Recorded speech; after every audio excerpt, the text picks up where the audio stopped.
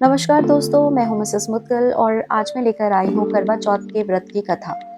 इस साल करवा चौथ का व्रत 1 नवंबर को रखा जाएगा। ये उपवास हर सुहागन महिला के लिए खास होता है।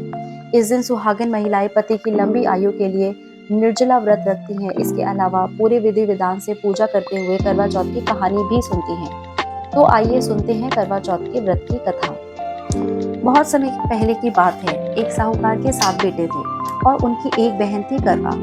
सभी सातों भाई अपनी बहन से बहुत प्यार करते थे, यहाँ तक कि वे पहले उसे खाना खिलाते और बाद में स्वयं खाते थे। एक बार उनकी बहन ससुराल से मायके आई हुई थी। शाम को जब भाई अपने व्यापार व्यवसाय बंद करके घर आए तो उन्होंने देखा कि उनकी बहन बहुत व्याकुल थी। सभी खाना खाने बैठे। उन्होंने अपनी बहन से भी खाना खाने का आग्रह किया, लेकिन बहन ने बताया कि आज उसका करवा चौथ का निर्जल व्रत है और वह खाना सिर्फ चंद्रमा को देखकर ही, उसे अर्घ्य देकर ही खा सकती है। क्योंकि चंद्रमा अभी तक नहीं निकला है, इसीलिए वह भूख से व्याकुल हो उठी है।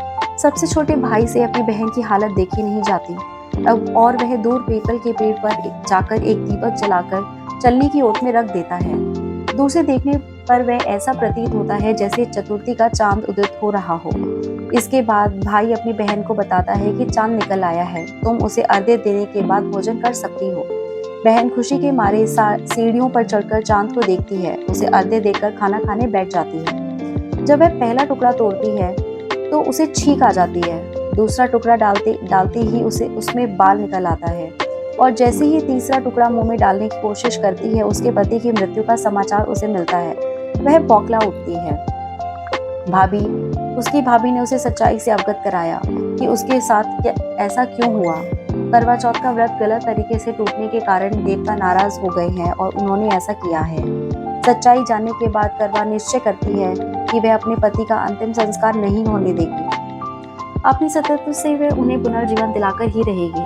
वह पूरे 1 साल तक अपने पति के शव के पास बैठी रही, उनकी देखभाल करती रही। उनके ऊपर उगने वाली सुइनुमा घास को वह एकत्रित करती जाती थी। 1 साल बाद फिर करवा चौथ का दिन आता है। सभी भाभियां करवा चौथ का व्रत रखती हैं।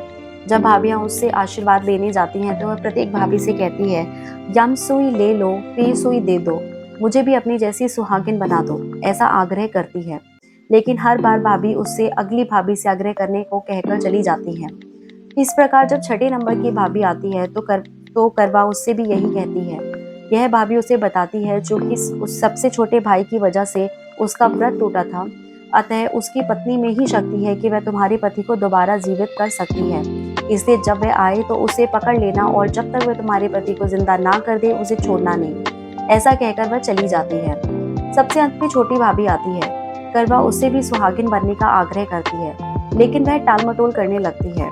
इसे देखकर करवा उसे जोर से पकड़ लेती है और उसे अपने सुहाग को जिंदा करने के लिए कहती है। भाभी उसे छुड़ाने के लिए नोचती खचोटती है, लेकिन करवा नहीं छोड़ती। अंत में उसकी तपस्या को देख भाभी पसीज जाती है और अपनी छोटी उंगली को चीरकर उसमें से अमृत उसके पति के मुंह में डाल देती है। करवा का पति तुरंत श्री गणेश कहता हुआ उठ बैठता है।